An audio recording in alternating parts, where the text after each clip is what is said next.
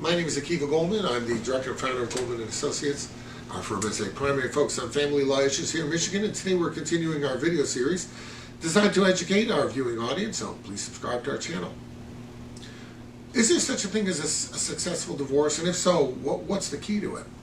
Well, I guess the real answer is that divorces really, in most cases, aren't really won or lost, because it's not like you're giving something to someone who had nothing before, like in the lottery where they bought a ticket for $1 because that's what they have, and now they have 100,000.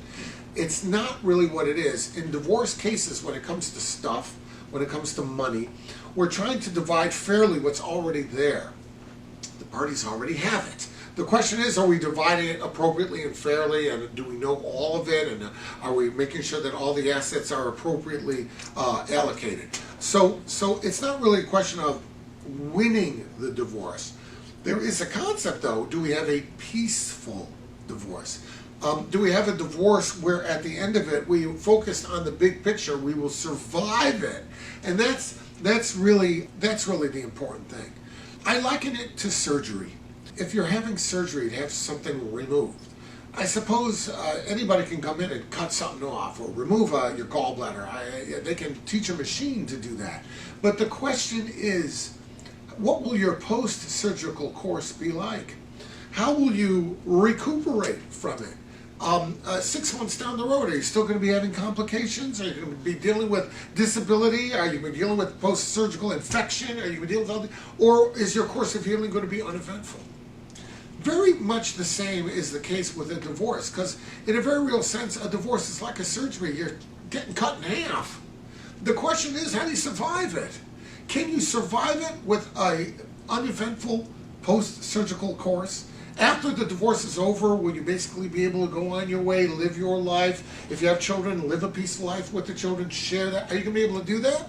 Or is it going to be with all sorts of infection and complication and toxicity? Because now you have children with the person that, that they just spent 8 months demoralizing you, and now you can't work with them. Or now they won't work with you because of what you did. So, in other words, when you look at this, there is a big picture that has to be considered, just like when you got married. Remember, when you got married, you were looking, at a big picture. We're going to spend our lives together. We're going to grow old together. You very, very much had the big picture in focus. And your plans for the long range included that person. Well, now you're getting divorced. You've got to also focus on the big picture. It's not just enough to say, okay, I'll do what I need to do to be done with this. If you're two 21-year-old kids and you got no children and you've been married for 8 months, and between the two of you, you got 2 blenders and a beanbag, then you can be done with this. That's it. But if you've got the standard divorce that comes into this office where there's assets and liabilities and children and education and insurance issues and health issues, when you've got the complications of a very standard divorce, it's not just about, this is it and that's it. There's always a big picture. And if you focus on the big picture and you get a lawyer who shares your vision of the big picture, you're going to come much, much closer to having a result that works for you. Now, if you have any questions about that, reach out. We'll be glad to help you out.